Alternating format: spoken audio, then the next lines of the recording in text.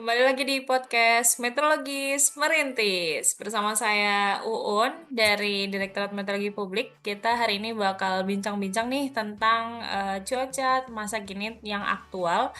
Seperti yang teman-teman tahu, di bulan Juli saat ini 2025 itu secara umum wilayah Indonesia itu biasanya sudah memasuki musim kemarau. Namun di beberapa tempat ini masih ada terjadi hujan dan juga karena wilayah Indonesia yang sangat luas, jadi terbentang adanya perbedaan topografi, kemudian juga mempengaruhi adanya perbedaan cuaca dan iklim. Kita sudah kedatangan dari Juanda atau Surabaya, yaitu Bang Oki. Bisa disapa dulu teman-temannya. Halo Un.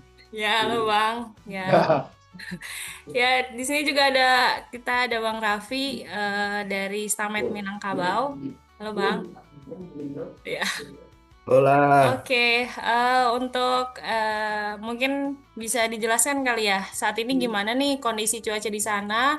Apakah sudah kemarau ataupun masih sering terjadi hujan? Dan juga mungkin ada masyarakat juga pengen dengar kali apa yang bisa disampaikan untuk mendukung kehidupan di sana. Mungkin bisa dimulai dari Bang Raffi dulu kali ya.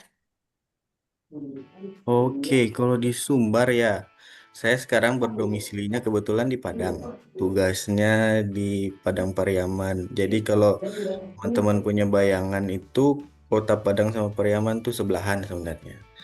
Nah, kalau di Kota Padang sendiri sekarang kebetulan hujan dari malam ya. Tapi untuk Sumbar hujannya cukup merata dari kemarin.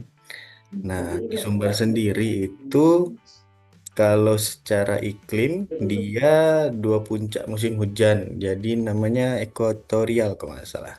Jadi tipenya ekuatorial. Tapi di sini lokalnya cukup mendominasi. Jadi karena ada faktor Bukit Barisan, presentasi hujan di musim kemarau cukup tinggi. Namun untuk kekeringannya sendiri juga cukup tinggi. Jadi pada saat kering ada potensi kebakaran hutan. Tapi kalau hujan, potensi bencana hidrometeorologinya juga banyak. Jadi ya di sini itu supermarket bencana. Ya lengkap ya, lengkap. Cukup lengkap. Kalau Gitu. di mana di mana sekarang domisilinya? Kalau saya di Jakarta sih Bang, kemarin sempat terjadi hujan ekstrim juga sampai ada yang lebih dari 150 mm per hari, sempat heboh juga itu sampai ada yang banjir sampai 3 meter. Tapi ya untuk belakangan terakhir ini masih cukup kondusif sih, tapi palingan hujan-hujan ringan juga masih ada. Walaupun udah ini cukup sedikit aneh ya, bulan Juli biasanya tuh udah bener-bener kering. Kalau di Jakarta sendiri kan tipe musimnya monsunal ya, jadi biasanya Juni, Juli, Agustus itu udah jarang hujan. Tapi di tahun ini masih banyak terjadi hujan. Tapi sempat baca juga tuh kemarin di Sumbar kayaknya beberapa tempat ada yang sampai gelar sholat minta hujan ya Bang, sholat istisqa gitu. Iya, karena yang tadi saya bilang kalau kering tuh emang kering dia. Jadi dalam periode ini sebenarnya baru hujan hari ini. Satu minggu lalu tuh tidak ada hujan sama sekali. Jadi untuk sektor pertanian ya, sektor pertanian di beberapa kabupaten memang membutuhkan hujan. Apalagi kalau teman-teman tahu beras Solo itu kan, nah secara logika kan dia butuh hujan sebenarnya. Sedangkan di sana penghasilan utamanya memang dari pertanian. Kalau di ini, di Sumbar itu sekali bencana itu lumayan banyak. Jadi setiap bulan kayaknya satu ada kayaknya deh. Tapi Oh kalau di Jakarta kayaknya lumayan banyak deh. iya, ya lumayan sering sih. Tapi nggak sesering Jawa Barat sih, kayaknya tertinggi untuk bencana itu di di Bogor sih lebih tepatnya. Tapi bisa juga karena ini sih, warganya yang aktif melapor kali. Oh iya sih bisa jadi. Tapi Itu dari BPBD gitu di Sumbar apa kalau gimana? BPBD di sini sih biasanya dia ini agak terlambat karena dia memang harus mengumpulkan datanya dulu kan, dilengkapin dulu baru dia publish. Tapi kalau dari netizen sendiri, oh Mm-mm. coba ikut kayak info Padang, apa info Jakarta gitu kan, pasti paling cepet itu. Cepet. Iya, ya. Biasanya dari Instagram gitu ya, kayak upload Nah, dari orang-orang gitu. iya. Kalau kalau di Surabaya hujannya gimana, coy? Iya. Oh, ya, kalau di Surabaya sih sama kayak Jakarta ya, maksimal ya. Tapi 2 hari ini hujan. Padahal 3-4 hari lalu itu udah pada berdiding nih. Berdiding kan biasanya penanda awal musim kemarau ya. Tapi tahu-tahu hujan lagi. Ya, kalau di sini sih kalau dari analisis kami dari tim BMKG Juanda itu melihat ada pergerakan dari fenomena global atmosfer equatorial Rossby. Jadi memang awan kemarin sempat awannya itu nggak ada, sekarang jadinya ada awan dan akhirnya panas yang harusnya dari permukaan luar atmosfer akhirnya terperangkap lagi. Jadi akhirnya berdirinya gagal dan beberapa spot wilayah di Jawa Timur itu hujan. Oh, berarti lagi ada ini ya gangguan atmosfer gitu ya, Rossby-nya lewat ya Bang di sekitar Jawa. Iya, iya benar. Nah, ini tadi menarik juga yang terkait bencana tadi. Memang kalau di Jawa, kita nggak bisa apple to apple antara di Jawa sama di luar Jawa. Soalnya luasan wilayahnya itu di Jawa itu kotanya itu cenderung kecil-kecil kan luasnya. Sementara kalau di kota kabupaten seperti di Sumatera, di Kalimantan itu kan besar-besar. Nah, sementara BPBD daerahnya cuma satu, jelas pasti kewalahan. Beda dengan BPBD di Jawa. Jadi benar memang faktor luas wilayah dan jumlah SDM dari BPBD ini berpengaruh untuk pencatatan jenis bencananya. Oh iya. Masih di mute Bang Raffi. Di Surabaya itu berapa kabupaten, Ki? Surabaya itu ada 38 kota kabupaten. Banyak banget. Banyak banget, Banyak banget kan? 38. Itu di Jawa Timur ya, 38. 38. Oh, iya, iya. Itu semuanya sama apa ada kalau di Sumber kan tadi dipengaruhi Bukit Barisan, kalau di Jawa Timur sendiri itu ada pengaruh lokalnya juga kah? Gimana? Ya, kalau di Sumbar kan ada Bukit Barisan. Kita itu di wilayah selatan Jawa Timur itu ya kan pertemuan lempeng ya antara lempeng Indo-Australia dan juga lempeng Asia ya, Eropa Asia ya. Nah, itu kan menyebabkan seperti ada gunungan kan di wilayah selatan. Nah, itu memang curah hujannya lebih tinggi di sana, khususnya di daerah dataran tinggi, apalagi Malang, Batu. Kalau di Jabodetabek terkenalnya Bogor ya. Itu Oh iya mungkin iya. kalau Bogornya sana itu kalau di kita itu adalah daerah Malang, Batu. Itu Oh, pasti itu tiap tahun itu pasti longsor, banjir itu wah. pasti. Dan terakhir kemarin juga pas di musim kemarau pas di periode perakhiran musim kemarau juga baik tidak Wih, panas tuh paling lama berapa hari, Ki, di Surabaya, Ki? Tanpa hujan ya? tanpa hujan ya.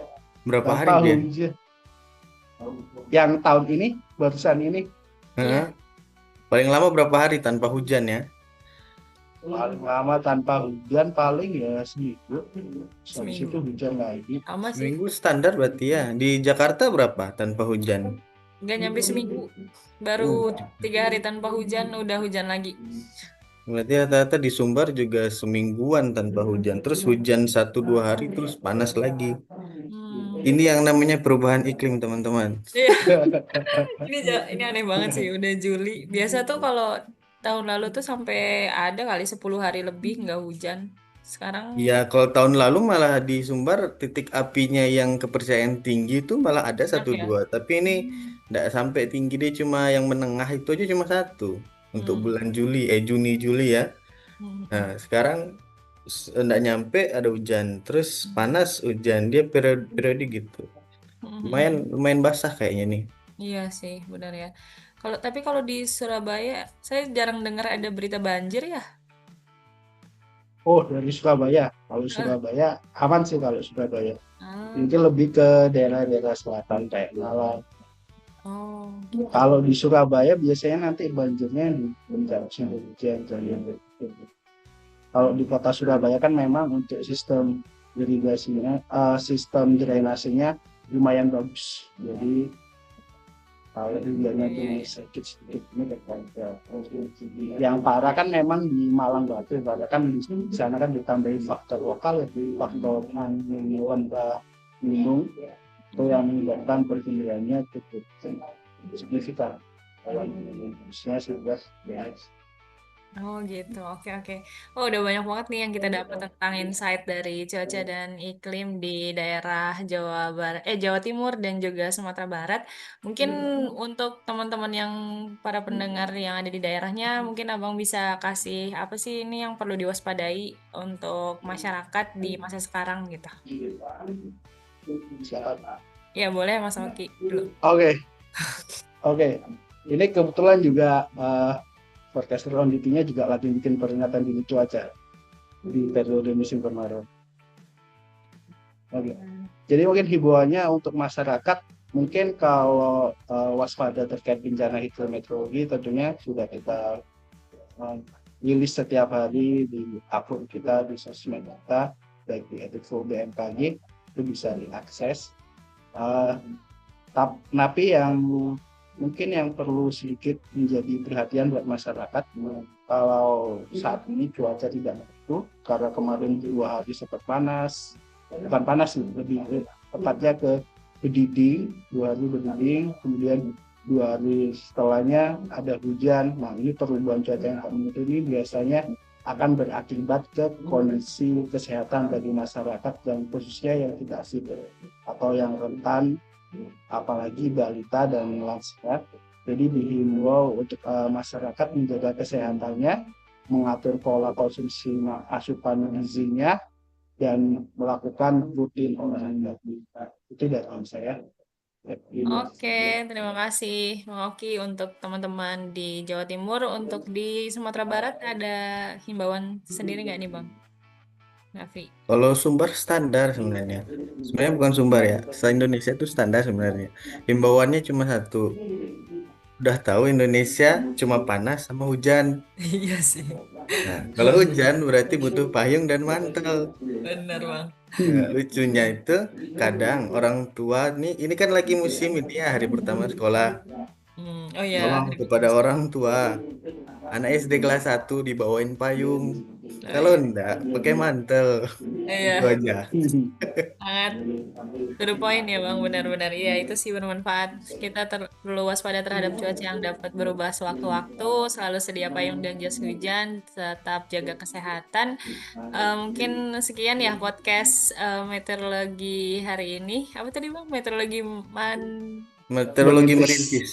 Oke, meteorologi politik. Sekian dari kami. Sampai jumpa di podcast selanjutnya. Bye. Nah,